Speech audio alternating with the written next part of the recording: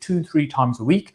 What would help me for you to let me know what kind of stuff you'd want to see, what kind of content, kind of people you want me to interview, meet, and really to be able to ramp up and do much more content. If you've got a question for me this evening, we'll be live for about half an hour. Then make sure you pop it into the chat section, or the comment section rather, on whichever platform you're watching on, because we're live on various different platforms.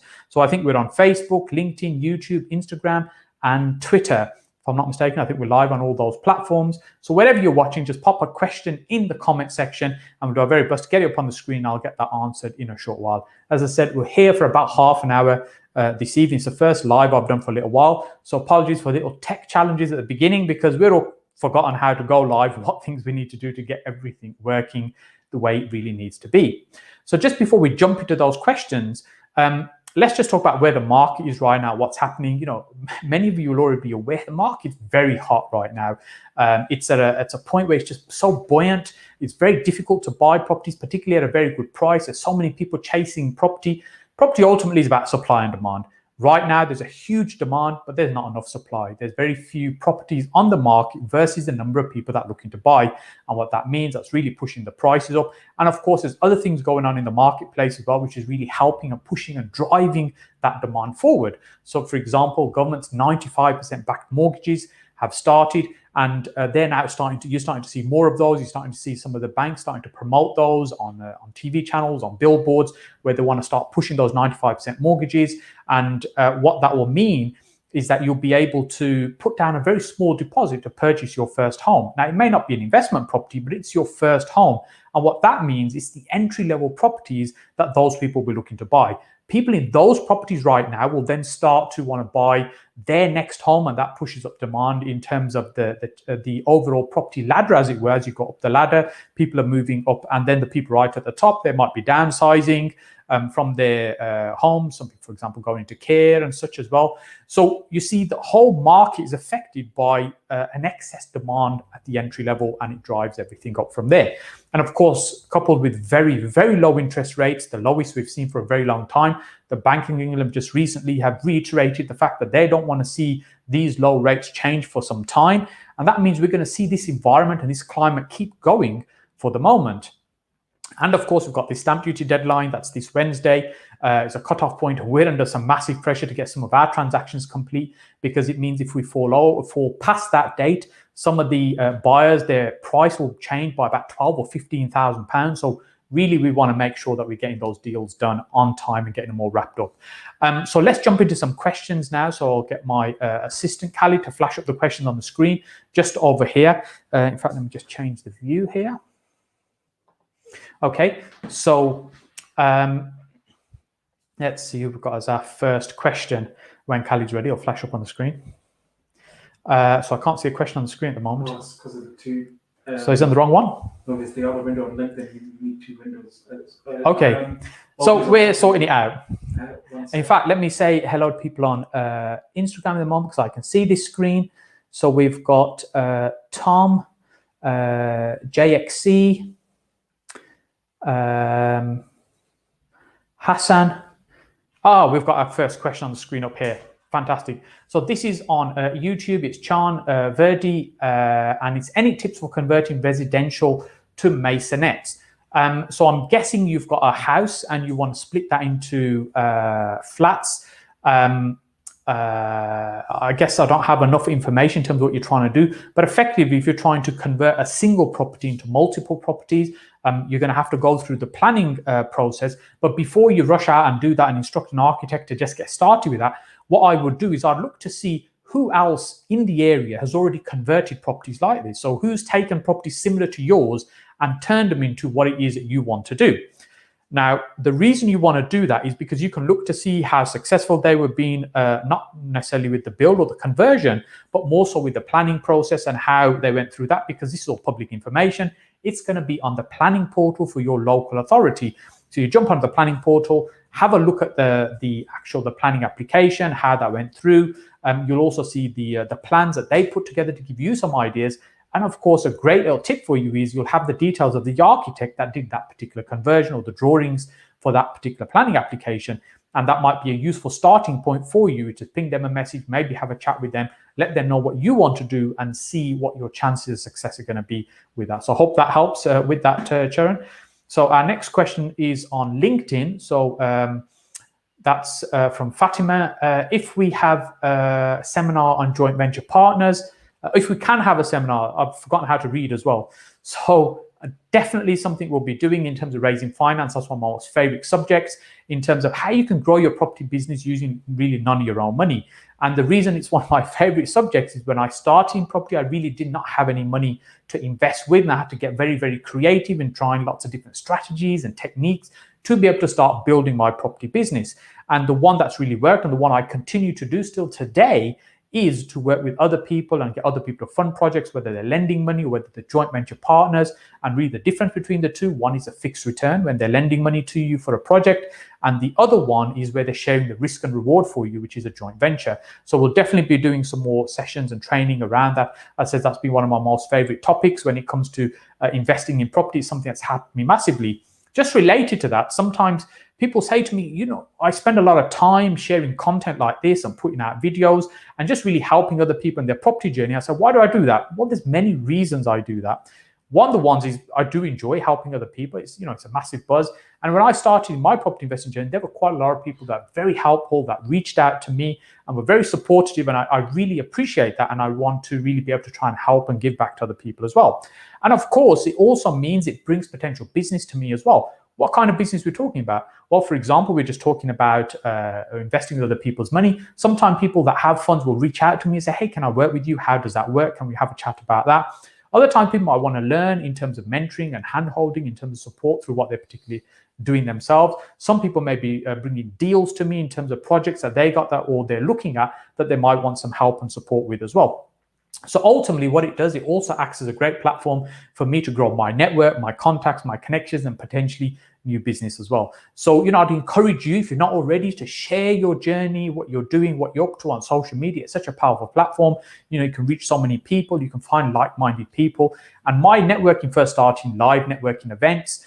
But then over time, it's progressed into sharing more content like this and growing my network this way as well. So let's get our next question up on the screen. So our next question is on YouTube. Masked Financial Hero, I like that. Do you recommend investors switching to large deals or developments or even commercial real estate once they get to 10 plus houses under the belt? So I think, you know, 10 plus houses means that you've been through a process, you've done something a number of times, hopefully you've got good results. So you've got confidence, you've got experience, you've got track record, you've got contacts, and that's why it may be ready to do bigger deals. But you don't necessarily have to go through that process. Now, just to be clear, I'm not suggesting you jump into a big deal when it's your first property project. But it's going to be different for everybody. It's not necessarily going to be 10 properties is the point where you transition across into bigger deals. It's really when you feel comfortable, when you feel confident, when you feel ready to explore something a little bit bigger. But here's the thing, we're always going to be stretching our comfort zone slightly. If we only work within our comfort zone, we're never going to go much further. We're never going to expand. We're never going to get into anything bigger, different, because we're going to feel more comfortable sticking to what we know. So, you know, we all have our comfort zones. Some of them we don't want to stretch and others we should really be stretching. So I'll share some of my own examples with you. So in terms of geographic location, I tend to work predominantly in the West Midlands. So that's a comfort zone for me, if you like. I have lots of contacts, connections in the area. It also means I can get to projects relatively quickly. So what that means is, for me, that's my comfort zone, and one that I don't really want to stretch, maybe to the Midlands, and that's it. I don't really want to go beyond that in terms of projects that I'm doing. Then, of course, if I think about the first big development project that I did, building new houses, you know, I was eager to start building new houses and new developments years ago. But why did it take me so long to get started? So it wasn't for a lack of desire for wanting to do that, but there was still a fear inside me. Look, I'm about to step into something and do something I haven't done before. There's going to be a massive learning. I could make mistakes. I could get my fingers burnt. And I still work with other people's money. So I'm really cautious in terms of what I do. So what I was doing was looking for a project where there's going to be a nice big fat profit margin in it. So even if there's some learning, some mistakes we make, we can absorb those and hopefully still come out the other side of the profit. And that's really what I held out for, trying to find my first project that was going to be sufficient meeting that, but also it meant I was able to partner with somebody who had more experience of doing these type of projects as well, which again de-risked it for me. So I think it's a great question in the case of when do you start into something bigger and something different than you're already doing. I don't think necessarily it's a number of properties you would have to do as a single lets before you transition to something bigger. I think the key thing is when you feel more comfortable, more confident, and there's people you can reach out in terms of support. And, there's a number of people that help me in my businesses, whether that's sales, it's marketing, whether it's property development, whatever we're doing, there's people I reach out to that help me and keep pushing me forward to be able to do more as well. So if you've got people around you can turn to, it means you can do those sooner. So hope that helps. Hope that answered your question. Next question is from Neelam on YouTube. Hi, Saj, I'm looking to start my property journey. I don't have on finances to invest. So would like best steps forward. I'd appreciate any advice steps at all, please. So essentially, Neelam, if I've understood correctly, what you're saying, you're looking to get started, you're eager to get started in property, you haven't really got funds you can turn to start investing with. So how do you get started? Well, look, there's a few different ways you can start. For example, you can start sourcing deals for other people, first of all, which is most a common way to start. That's essentially how I started my journey. And when I started learning about property and property investing, whilst I kind of built this knowledge up, if you like, and I was still earning something out of it. Now, you're not building a property business in the sense of assets because you're just finding projects and deals and selling them on to other people. You can explore some of the rent-to-rent type strategies as well, which ultimately means it's more about controlling property and lease options included in that as well, where, for example, it might be rent to HMO, it might be rent to service accommodation, it may be just lease options. These type of strategies give you control over a property, but not necessarily the ownership of them. And what that means is you can leverage that control to be able to make some money from them as well. But then my favorite one tends to be working with other people and trying to build the business that way, as I was just talking about now. So rather than trying to do this on your own, I'll try and work with other people where you can bring some value. Now, there's going to be some things that you're going to be able to do. There's going to be some value that you're going to be able to bring. So it's thinking about what those strengths, what is it that you could bring to the table that would help somebody else and how somebody else can benefit. Now, some people talk about, look, I don't have any money, but I've got lots of time, I've got lots of enthusiasm. That's great, but in itself, that's not enough. There needs to be more than that you've got to bring for somebody to be able to risk their finances to work with you and entrust you for there to be able to build something together. Because ultimately, you're potentially talking about long-term business relationships, long-term partnerships. So those are a few suggestions. That's what I'd suggest there, Neelam. So our next question's on Instagram over here, which is Leroy Wright. When will you start your Wednesday night meetups? Much respect from Nottingham. Shukriya. So in terms of our meetups will probably be, I'm just thinking, you put me off a little bit. It was Tuesday our meetings were not on Wednesday. That's what threw me a little bit there. So our meetings, just as I was saying earlier on, maybe you may have missed at the beginning when I was saying, I think realistically, our property networking event is probably not going to start till towards the end of the year. And that's because, we need a much bigger venue, although the space that we have right now, we can do, 25, 30 people quite easily, running small workshops and seminars like that. But we're not going to be able to get 100, 120, 150 people in a room. It's just not really right timing to do that just yet. I suspect it's probably going to be towards the end of the year when we'll start doing those bigger meetings and bigger network meetings again. And believe me, I'm itching to get started with those because it's just a fantastic buzz. It's great to see so many people connecting, learning from each other, building those contacts and connections, and coming back the following month, hearing their stories of progress as well. So I am just as eager as you, Leroy. Hopefully, there won't be much longer now. So let's get our next question up on the screen. So our next question is from Mohammed on YouTube. Hello, Saj, do you believe stamp duty holiday will be extended? Personally, I don't think it's going to get extended any much further than it is now. Really, what the government was trying to do is just get the economy moving, get things stimulated. And really, I think they've stimulated the property market probably a little bit too much right now. So now it's trying to rein it back in rather than giving it more fire to keep it going.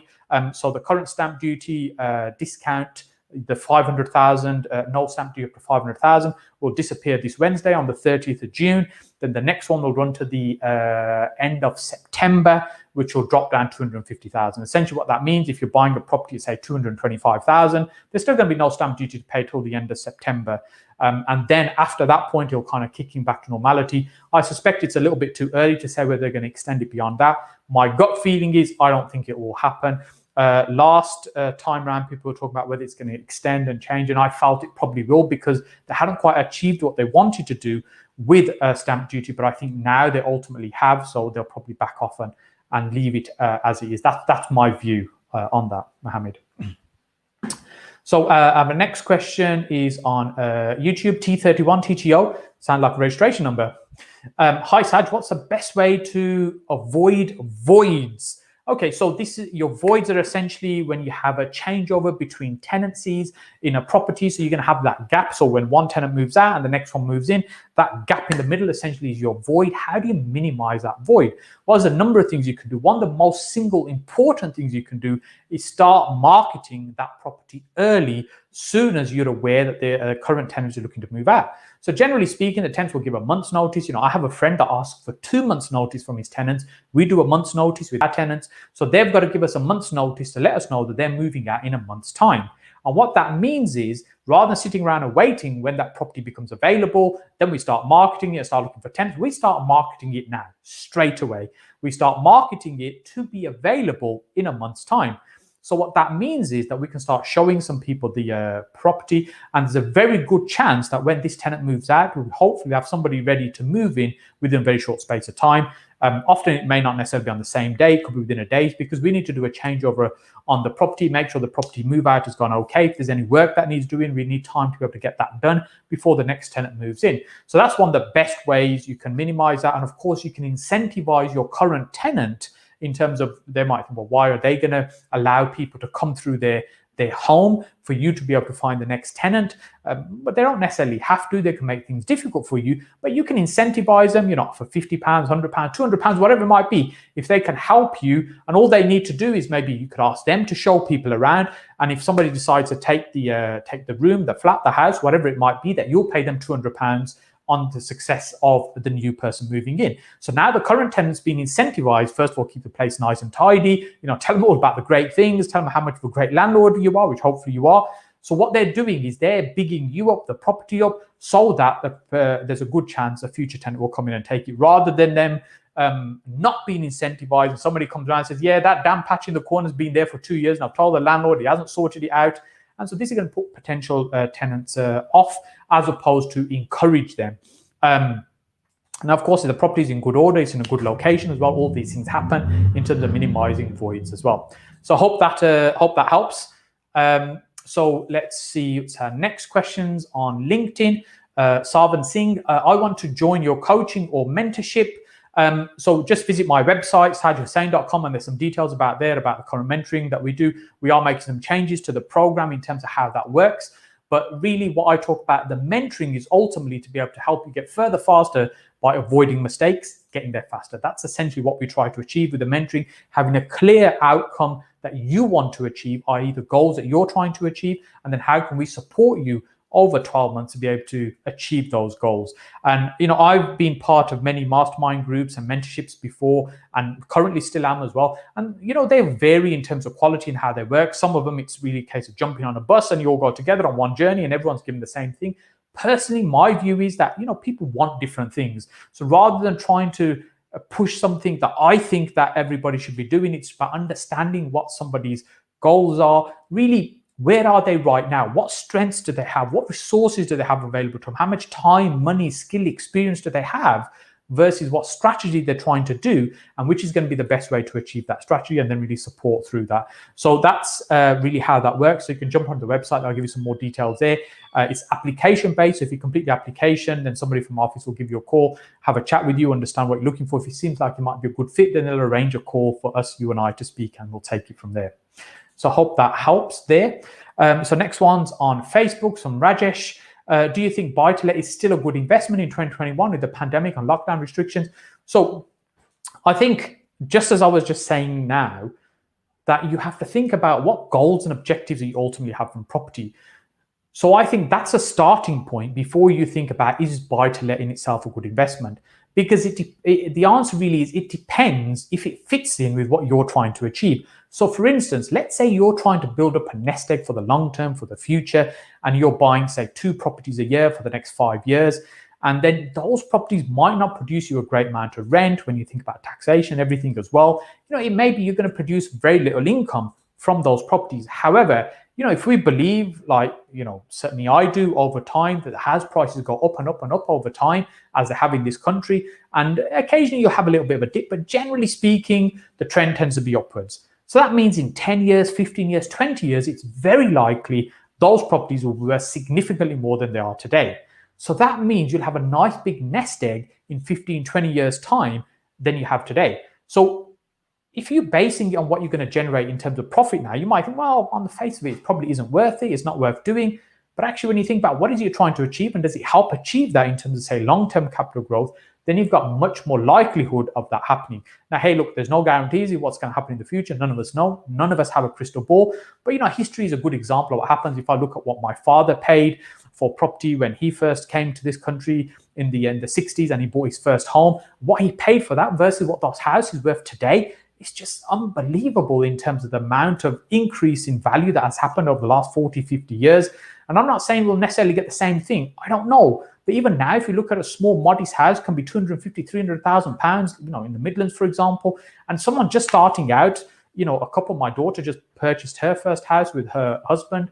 They're just going through that process right now. And you think about those prices in terms of how much they're paying for a property and versus the multiples of income that they have to be able to get a mortgage and buy a property. When you look at all these things and you take this into consideration, you think, is there scope for prices to rise? But historically, that's always been the case as well. People have been stretching themselves to buy, but properties just continue to rise and rise. As I said, none of us know what's going to happen, but I believe property prices will continue to rise in this country because we're in a very unique situation, very different from, say, the rest of Europe in terms of what happens with property here. And so from that point of view, if you're doing buy to let, it could be a great strategy to do. So ultimately, it comes down to, it depends on what it is you're trying to achieve. So let's see how we're doing for time. So our next question on LinkedIn from Jonathan. What's the best place to obtain a joint venture agreement document template where one partner funds and the other partner manages the deal and development? Also a document where a seller to agree on purchase price subject to planning approval to avoid a deal being gazumped. So Jonathan, let's just break down those two documents. First of all, the first one you're talking about is a joint venture agreement. It's a very similar structure to what I did when I first started. And what that was is a case of somebody puts the money in, I'll pretty much do everything else. And what that meant was I'll find the deal, I'll oversee the purchase, I'll deal with the seller, the solicitors, the agents. Once we've got the keys, I'll deal with tradespeople to get the works done, whether it's light refurb or a bigger refurb to get the builders. If we need planning permission, deal with all those things. And once all the works is done, I'll oversee the works during the stage of them being done. And once it's done, I'll be responsible for finding the tenants, moving them in, managing the property, pretty much everything. I walk the dog at the weekends. So what I was saying to my potential funding partners at the beginning was, hey, look, all you have to do is put the money in. I'll pretty much do everything else, and then we'll share a profit. Essentially, it's joint venture. It looks like you're looking to do something quite similar. Now, here's the thing with joint venture agreements. A joint venture is based on a number of different things that you will agree between the two parties in terms of how that deal is going to work. It's not just as simple as one person puts the money in, the other person does everything else. Legally, there's a lot more responsibilities and factors taken into consideration. So it's really important that you have a solicitor that helps with that and drafts that agreement accordingly. You can spend anything from a few £100s to a few £1,000 putting an agreement together.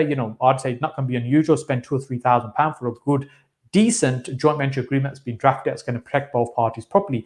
Now, at the beginning, you may not necessarily want to spend that money, but I'd say, look, it's a cost that you should incur. When people are working with me and I'm mentoring them, what I do is I give them samples of contracts that we've done to give them an idea, and they can use those, give those to solicitors as a guide in terms of how to set it up, but not really a template.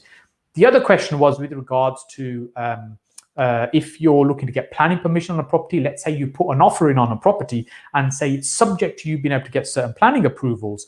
And so what that means is that you're asking the seller to be locked into you whilst you go away, spend some money in terms of planning, get the uplift that you're looking for in terms of being able to do what you want with it, and then come back and complete on that purchase. But in the meantime, you don't want the seller to go off to sell to somebody else or wait till you've got planning permission to refuse to sell to you and sell to somebody else. So how do you protect yourself in that situation? Well, there's a couple of different ways that you can do it. One is you'd get them to sign an option agreement, which means that they are obligated to sell to you, but you're not obligated to buy. They're committed to selling, but you're not obligated to buy. So that gives you the flexibility to be able to go away and be able to do these things. And again, a solicitor will be able to do that. Most commercially minded solicitors will understand these and can draft that for you. Another way, which may be a little bit easier to do, which means you don't necessarily have to do as much work in terms of additional contracts and documents, would be to exchange contracts subject to you being able to get certain things done. Now, what that means is when you exchange contracts in a purchase, you're committing to the purchase and the seller is committing to sell. At that point, it's logged in. So under England, in English law, what happens is when you make an offer on a property and it gets sold subject to contract, nobody's really committed at that point until everybody's ready to complete on the transaction, and the first stage of that is exchange of contracts. And sometimes that could be months and months from when an offer was first accepted. And of course, that's why some deals fall out of bed. And in Scotland, the law is completely different in terms of how things work there, in terms of the house purchase process. But here, what you do is you could exchange contracts early. So what that means is you're committing to buy that property nice and early. However, you're adding a condition in there that if you're unable to get planning approvals that you need, you can back out of that transaction. Again, that just means you don't need a whole separate document, and it'll keep your fees down in terms of how to do that. And of course, you want to be able to speak to the seller first, make sure they understand what you want to do and how you're putting the deals together. So I hope that helps. So with contracts, I'd encourage you to look at documents and see how they're drafted and how they work, but don't use them as templates. Get a solicitor to do them properly for you. Build a relationship with a solicitor that you can work with regularly, because they are worth their weight in gold in terms of being able to protect you. Sometimes people think about these things as an extra cost. They don't want to spend the money, particularly if they start running into thousands of pounds. But really, it's like insurance. You might not want to pay the fee, but actually, if you're not insured and God forbid something happens, then that's the point you were thinking, I wish I had taken out the relevant insurance to protect you in that situation. And that's essentially what these documents are. They're being put together to protect you and protect the other party as well if things don't quite go to plan. And if everything works out exactly the way you're intending to, you're probably not going to refer to that document ever again. So I hope that helps. This session is just a short session we're doing today. It was a one-off session just to say, first of all, thank you so much for watching the content that I've been putting out on YouTube and all the subscribers that we've built up over that time. You know, we started at the beginning, earlier on, I was saying, that, you know, I set up the YouTube channel first about 2008, 2009. I started putting some content on around 2010, 11. Never really did very much. Then this particular channel was set up about 10 years ago on YouTube. Again, I never really put up very much. But then a year ago, I'd made the decision literally to the day to say, let's start putting some content out there regularly, try and help other people with their property investing journey. And let's see how that goes. If it works well, we'll do lots more. And if it doesn't, we'll call it a day. And as I said, I'm just absolutely blown away. And thank you all so much for subscribing to the channel, watching the content. I really appreciate it. And we've got lots of changes. As I said, we've got 2.0 planned. We've got the studio that we're building. So we'll be doing a lot more live shows like this, having guests on, interviews, as well as regular videos going out every week. And then we've got the training suite that we're setting up so we can start running regular small workshops, intimate workshops to help you get deeper into these topics that we're talking about just now. Because in these kind of sessions, we can really only scratch the surface. We're not really going deep enough. But in those workshops, we'll be going much deeper to be able to help you. If you want to be kept informed when we're doing those, again, go to my website, sajidhussain.com. There's a section there on courses and training. You can just express your interest there. So as and when we're ready, we can ping you a message, let you know when we start running some of those programs.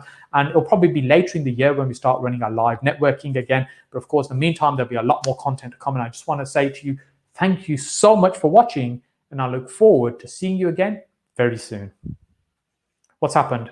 You still got 2-3 minutes. I've still got 2-3 minutes. Oh, actually, should we do another question then? Apparently, we've got another 2-3 minutes. Let's fire up another question then. So predictions for 2022, that's a little bit far away. So, you know, with the property market, we don't even know what's going to happen next month, never mind 2022. I guess it's really difficult. But here's the thing. In broad parts, what I can say is what we've been doing over the last few years isn't necessarily going to be what we're going to be doing going forward. And the reason for that is because the market's constantly changing. When I first started getting involved in property about 15 years ago, what people were doing then is very different from what they're doing now. In fact, it was different to what they were doing, say, 5 years ago, because the market's constantly changing, techniques, strategies people are using. There's always bread and butter stuff like buy to let, which most people understand and most people do. But there's always little strategies and techniques that means that keep you ahead of the market, and that's where you can really benefit and really profit. And some of those changes that are happening right now in the marketplace, particularly some of the relaxation around planning, that's what you've got to look out for. That's, I think, where the biggest opportunity is. For example, you can take properties that are built between 1948 and 2018, being able to do huge extensions and things on those that you weren't able to do before, repurpose some commercial properties into residential use, create additional dwellings on properties. You know, there's so many things that are happening within planning, which means it'll make things so much more easier for us to go forward. So that's what we'll be focusing on next year. And I'll be sharing a lot of this on YouTube. You know, I'm one of these people that's fairly open about what we do and how we do it, because look, everybody's going to get whatever effort they put in and what rewards that's ahead of them for them. By somebody else doing well, it doesn't take anything away from me. You know, I'm very happy to support other people. So I'm quite happy to share what we've been doing. And that's really where we're going to be focusing and concentrating on. So make sure you look out for the live content and also the videos on YouTube where we're sharing this. So I think that's time. So thank you again so much for watching. And I look forward to seeing you again very soon.